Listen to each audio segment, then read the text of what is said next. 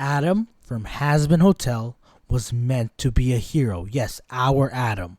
Now, I don't mean in the sense that Vizzy was gonna write him as a hero, but later changed him to a villain. I'm saying that the character we know to love or hate was supposed to be a hero that turned up to be a misogynistic villain. Now, let me explain why. God, or in this case, for Hazbin Hotel, the archangels created Adam and Lilith, a follower and a rebel. Lilith, who wanted to be more than what she was created, and Adam, who wanted to be what he was made to be by listening and following orders. I say this because Adam and Lilith, logically speaking, were meant for each other. Like, how else would have humanity been born? In which, if they had not gotten together, they would have ended the human bloodline right then and there. No souls in heaven, no souls in hell, no sinners, no winners. It would just end there, only with Adam and Lilith. And by that logic, it would give Adam the idea that they belong to each other. Not that it would be his choice. I'll get to this later. And Lilith, who defies her whole purpose, doesn't like this logic either. So she defies this whole thing and like, no, I'm going to be my own person. In which is similar to the story in the biblical folklore where Adam appointed Lilith as Adam's bride. But she refuses to be Adam's servant or to lie beneath him. And so, similar to the folklore in Hazbin Hotel, instead of God, the archangels create Adam's new bride, Eve.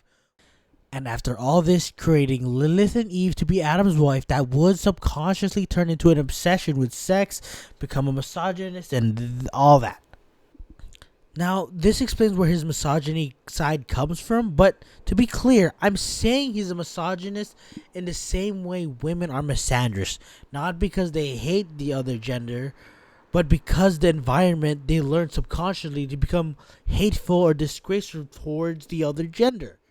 Now let's step back a bit. I want you to imagine being in Adam's shoes, and imagine that God, or in this case, the archangels created you and another person. Then they tell you no, we don't belong together, which wouldn't make you hate them, but probably leave you confused like, what now? The person who you love or had a crush on, who's made at the same time as you, doesn't like you, and does not want to, procreate with you. Which now means one of your basic reasons for being born isn't met, and your species just dies out here. But then God or the archangels creates you a lover just for you to love and procreate humanity with. And now you have a family of your own. Sure, there might be a few fights, but you love each other and you guys stick through it. Then one day, the person who was made to love you divorces you. They don't love you anymore. Now you realize the person who was made to love you doesn't love you. And if a world where you and your crush were the last person on earth, they too wouldn't like you either. Similar to how in Christian mythology, God created Adam and Lilith, and God said to Lilith to be Adam's bride, but she refuses in a independent girl boss kind of way. Like, I don't need to be under him. And so, God creates Eve to be Adam's bride. But different to Hazbin Hotel, it doesn't seem like they have broken up, or separated. If this were the case in Hazbin Hotel, it would make sense why Adam acts the way he does. Like the whole humanity came from his nuts thing. I started everything on Earth! All of mankind came from these fucking nuts! His misogynistic view on women and the whole, I thought you wanted equality, blah blah blah. Hey, I thought you wanted equality! And think about it, that was probably one of the arguments Adam and Eve had while together and caused them to be separated. But Adam's pride probably wouldn't let him admit that or think of that. Then later on, Adam and Sarah creates the Exorcist army because of the rising power, most likely because of Alistair. I'm kidding. Because of Lilith and her rise to power in hell, creating an uprising with hell, including the fast-growing population in hell. And if they ever in the future reach that power to take on heaven, they have the numbers to do so successfully. And so, the Exorcist was made to decrease that power. After all, Sarah, her job is to protect the winners, and would agree with Adam in creating the whole Exorcist. And now Adam can finally prove himself to be more than what he was created to be. And funny enough, similarly to Lilith.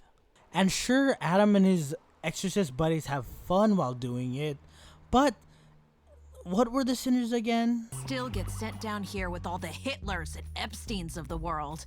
Right, yeah, even the sinners down there agree with the view of sinners. And then an Adam, not knowing a Pensius or angel dust, personally hears from Charlie saying, "These sinners are my family." These sinners are my family. Do you even hear yourself? mocks her character, who only sees black and white at this point, and has yet to be proven otherwise. And there hasn't been any redemption until he dies. So to his knowledge, Charlie's basically saying all these Hitlers and Epsteins of the world are her family. Which is why he's like, do you even hear yourself? It's crazy. She even says it herself towards Vox, the literal best friend of Valentino. Valentino, who's one of her friend's rapists, the same level of the Epstein and Hitlers of the world. Like, I could be redeemed. I believe anyone can be redeemed. Right then. Like, what? That sounds insane. And Adam and Lut agrees. All the sinners have earned damnation because hell is forever. He laughs hearing Lucifer's daughter even think about redemption. Sorry, sweetie, but there's no defying their fates. Cause hell is forever, whether you like it or not. Had their chance to behave better, now they boil in the pot. Cause the rules are black and white, there's no use in trying to fight it. They're burning for their lives until we kill them again. And he literally says, whether you like it or not, that's just how it is. You either go to heaven or hell.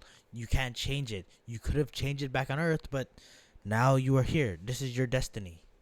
And being Lucifer's daughter, the daughter of the guy and woman who gave Eve, his wife, an apple of knowledge that gave them free will. Very a tempting idea like redemption. But what happened the last time someone was tempted with a good idea? Together, they wish to share the magic of free will with humanity, offering the fruit of knowledge to Adam's new bride, Eve, who gladly accepted. But this gift came with a curse, for with this single act of disobedience, evil finally found its way into Earth. With it, a new realm of darkness and sin, and the order heaven had worked to maintain was shattered. As punishment for their reckless act, heaven cast Lucifer and his love into the dark pit he had created. Exactly. This also is another proof of how Adam is actually innocent. Because if Adam and Eve did not have free will before the apple was eaten, his demand towards Lilith wasn't by choice. He didn't have free will to say those things. From the dust of Earth they created Adam and Lilith, equals as the first of mankind. But despite this, Adam demanded control, and Lilith refused to submit to his will. She fled the garden. Drawn in by her fierce independence, Lucifer found her, and the two rebellious dreamers fell deeply in love. Which means either Adam became misogynistic in the way he did, like I explained, or it was ingrained to his mind to be the way he was. And now, after Eve eating the apple, causes evil to enter Earth, basically summoning Ru, the root of all evil. Or taking over Eve, whatever the case is, would cause her and Adam later down the line to be divorced, as well as being banished from the garden in heaven. It wasn't just Lucifer and Lilith who was banished to end up in hell, because if it's following the Christian mythology, then after eating the apple, both Adam and Eve would have also been kicked out of the garden and heaven and all that. And on Earth, not in hell, on Earth, they were able to be redeemed because it was believed the angels set it up that way. So saying sinners can be redeemed is an tempting idea. But the last time a good idea, a tempting idea like that, him and his wife were casted out of heaven. So all of this in Adam's mind sounds insane. And remember, none of the archangels, or at least Sarah, doesn't know about this. So why would Adam? And now the princess of hell is tempting him with an idea of redemption to put his name on it? Yeah, sure, it sounds good. But if that were possible, Sarah would have said something. And since she wasn't taught about that, And since Sarah nor Adam knows about this, yeah, it sounds too good to be true, just like the apple. If that were possible, Sarah would not have agreed to the exorcist being a thing. And so, they'll have fun in hell killing all the sinners, quote unquote, Epstein and the Hitlers of the world. Yeah, the fun doesn't sound that bad anymore. Like, if you were in a room full of Epsteins and Hitler, and you had the chance to kill them and have no punishment, it would be at least a little bit appealing. And you might be asking, how would I know Adam is doing this because he's just following orders and not because he enjoys it? Well, Sarah literally says it herself. She commanded the slaughter. I feel no wiser than when I commanded the slaughter of those sons and daughters. And if you don't understand what I'm saying, if Adam and the exorcist is commanded by Sarah, she commanded and ordered to make the deal to cut this exorcism from happening once a year to once every 6 months. Long as I got your attention, I guess I should probably mention that we've made the determination to move up the next extermination. What? Can't wait a whole year to slaughter those little cunts. I know it's just been a week, but we'll be back in 6 months. Then she feels guilty about doing it. How can I be sure I don't repeat more massacre based on mistaken conceit? But like, what do you mean? Like, maybe don't do any more massacres. But she still thinks it's a good idea. She just wants to make sure she's actually killing evil sinners, not sinners who have the chance to be redeemed. Which kind of ties into another theory of mine, how in season 5, Charlie, if she stays the way she is, will end up being the main villain in season 5. You know, the mindset of all sinners can be redeemed. Anyways, she's worried that if she goes and leaves a blind eye to the sinners, they will still have a chance to rise up. And in that, I agree. If I stand down and leave us exposed, would that be blind to the threat hell may pose? That would be a good idea, to keep an eye on actual evil sinners. And he could still have fun while doing it. And now, Adam, who kills sinners that are evil, doesn't sound that bad anymore.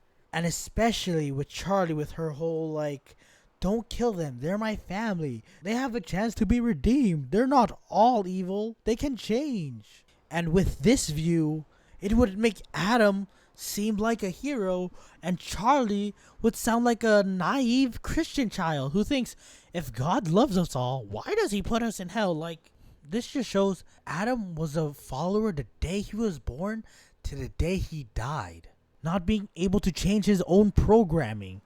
If only he was like a little bit like Lilith, defying her own programming, being her own person, you know?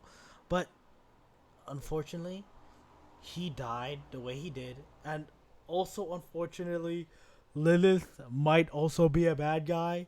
It kind of is crazy how two of the first human beings might end up being the two bad guys because of heaven.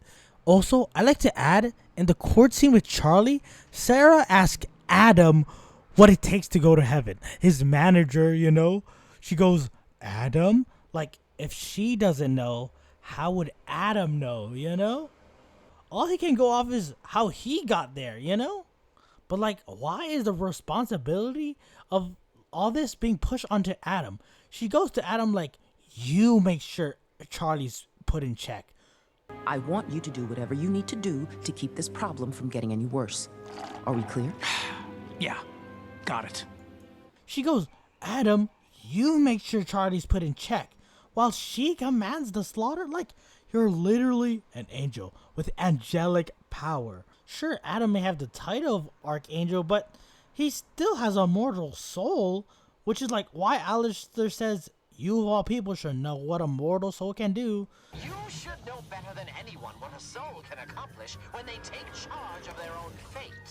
So like, I don't understand Sarah, you know, like, anyways, I mean, Sarah's not a bad character, you know, but like, she's a bit confusing. Like, she commanded all of this and then pushed everything onto Adam. And now in season 2, she wants to be forgiven and be like, oh no, I fucked up. Like, Yeah, you did. I don't know. Anyways, that's just my analysis or theory on how I believe Adam was supposed to turn out to be good, but through all the circumstance, he turned out to be evil. That's all for the video now. Thanks for watching and stay tuned for anything more.